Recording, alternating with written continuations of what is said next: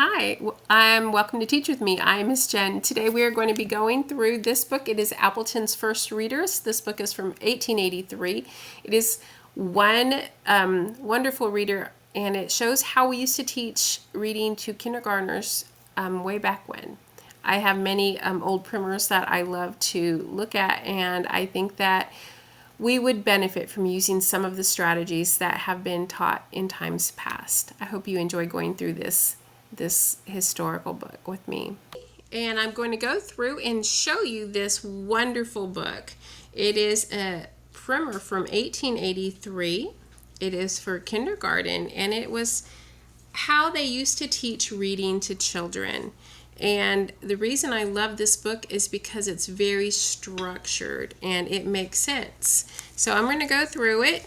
Notice at the very beginning of this book, you have a lot of children who wrote their names in cursive because they used to teach cursive first in some schools. And that I just find that super interesting. Anyway, 1883.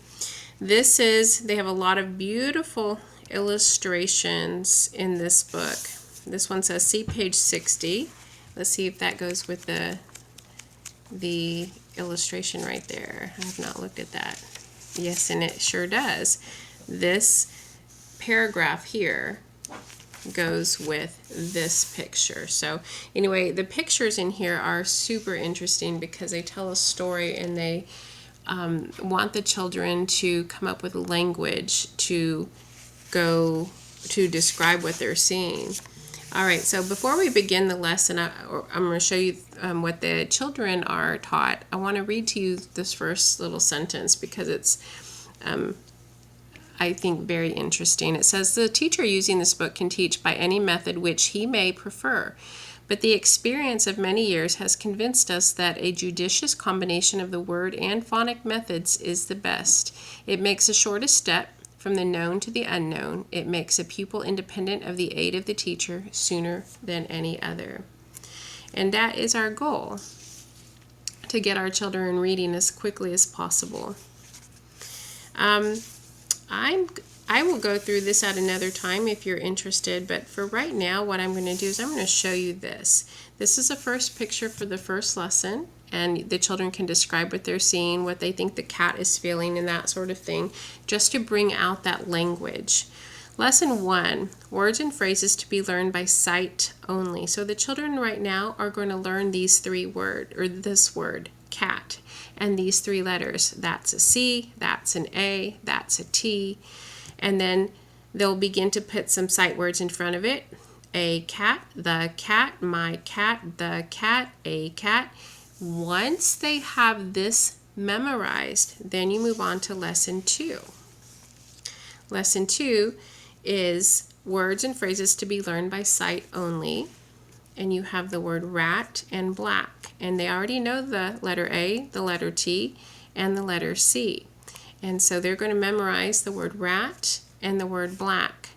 And then those same sight words that were in front of cat, now you have the cat, the black rat, my black cat. Then they're going to go over here to lesson 3. Once this is memorized, they move on to lesson 3. And they're introduced to 2 more words, and has. Notice they already know the A, but these other letters are new, but they're memorizing these words, and has. And they're going to begin to read these words because they've memorized them so far. Rat and cat. The cat and a rat. Then they turn them into, from words to phrases to sentences. Has the cat a rat? The cat has the rat. Then on lesson, once that's memorized, then you begin to teach them the sounds. So you have, this is the strategy here. You say rat, at, at, R-A-T. And then you reverse that. R-A-T, at, rat. And you do the same thing, you'll notice on lesson 5. finding sounds, you do the same thing here. You go cat, k, at, cat, and has, as, has. And at this point, they know all of these letters. They know act, and, s. And then they're going to make the words. These are new words that have these letters in them because they've learned the sounds. So k and k. I'm sorry, I did that wrong. Can, k and can. Had, ad, had. This is probably more like this. C-A-N, k and can. H-A-D, ad, had. R-A-N, a-n, ran. And then you have these letters. A-R-T are the new ones that are being learned, are the ones being focused on here. And you have the uppercase and the lowercase. This is not the most interesting thing. If you don't think so, don't tell me, because I find it fascinating. But then again, my degree is in reading and literacy, so I find this interesting. All right, so lesson 6, by sight and sound. You've got bat, b-at, B-A-T. Hat, at, H-A-T. And then by sight only, now you're reading these little phrases, these little paragraphs that have all of the words that we've taught and all of the letters. Is he this? A hat and a bat, a black cat. Is this a rat? This is Mr. Rat, and he has a bat. And I'm not going to read the whole thing, I guess, but then what you're going to do is you're going to have them read this until they know it. And notice there's a picture here of that rat. It's a continuing theme.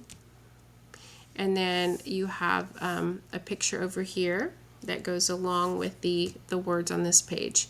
Anyway, so it does the same thing. You're learning by sight, you're learning by sound, you're reading the sentences until they know them. And you notice they're putting in punctuation, so they're learning that punctuation as well. And then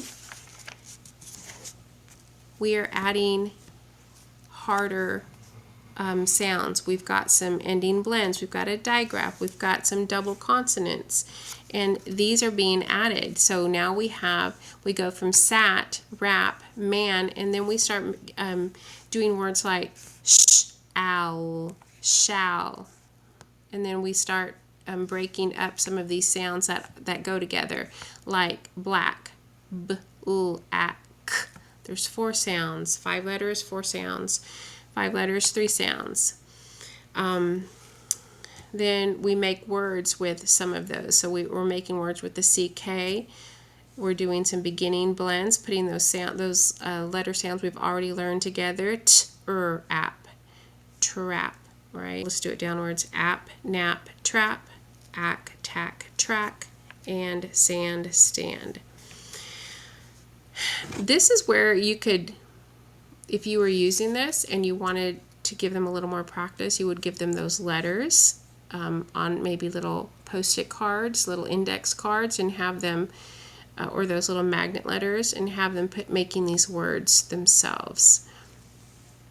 All right, or writing them even. Lesson 10, recognizing words and phrases at sight. This is kind of like spelling words, except for these are sounds you've already learned. Lesson 11 is sentences using those words. And then lesson 12, you go into the next vowel. Now you're in E words. And you're doing kind of the same thing, but notice they're not doing it quite as slowly because now you already have all of those A words. You already have all of these sounds that you taught in the previous lesson. All you're doing is changing to a lot of the short E sounds. And then you do the same thing with the blending. It's the same idea that you did in the previous one. You have more reading. Is this not the most amazing thing? And then look at this one. Lesson 19, you get into, and notice they're using both Roman numerals and numbers. So they're teaching digraphs, pretty much at the beginning and blends. It's all taught together, not, separated as much as it is in current reading programs. We've got ending blends like the NK. We've got the SH digraph again, the double L's. It's the same process, and it's going to get into the letter I. More reading. The letter O. Oh no, I'm missing a page. I think it's pretty amazing. This book is about 150 years old, so it's in pretty good shape considering. Now the U. And I just love these pictures.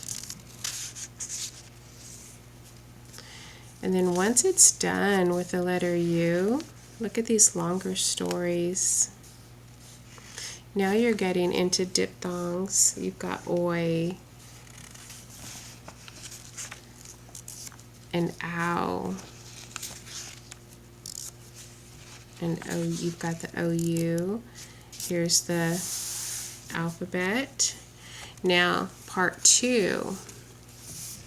Now we're getting into teaching the children short A, long A, and also how to write it in cursive. Keep in mind, this is in kindergarten. I had a friend tell me that in Norway, or was it Denmark? Maybe it's both. They still do teach cursive first. You've got these long vowel patterns, A-Y, A-I.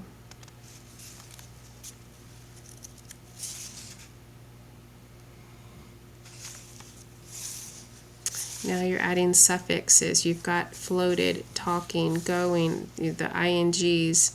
You've got long vowel patterns.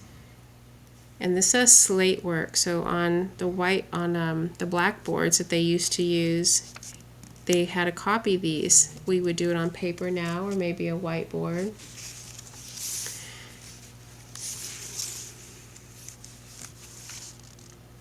AW. You can see by how at the end of kindergarten, these kiddos are reading. And I honestly feel like we've done our children such a disservice. We've dumbed down what we used to teach so much. The Little Red Hen, a language lesson. Now, in this one, this was a child who wrote this back who knows when. Notice that they wrote it in cursive. The children had to fill in the picture with a word, I believe. Mr. Rat had a hat on, so they had to fill that in. Words to be put in place of the pictures and dashes. Yep. Another story. Now look at this. You've got words that have the double consonant in some of them. Silent letters. They're using the short vowel and the long vowel markings. I'm almost finished. Compound words. So this is what it said you needed to have in primary schools.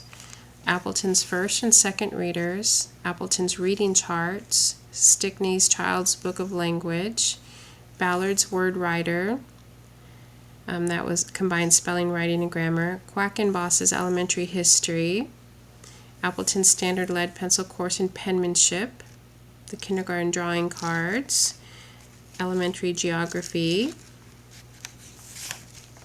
What else? Let's see. I think that's it. Well, I'm going to be looking for some of this stuff because I just think that this was such a great way to teach reading. Thank you for listening, and I'll go through another book next time.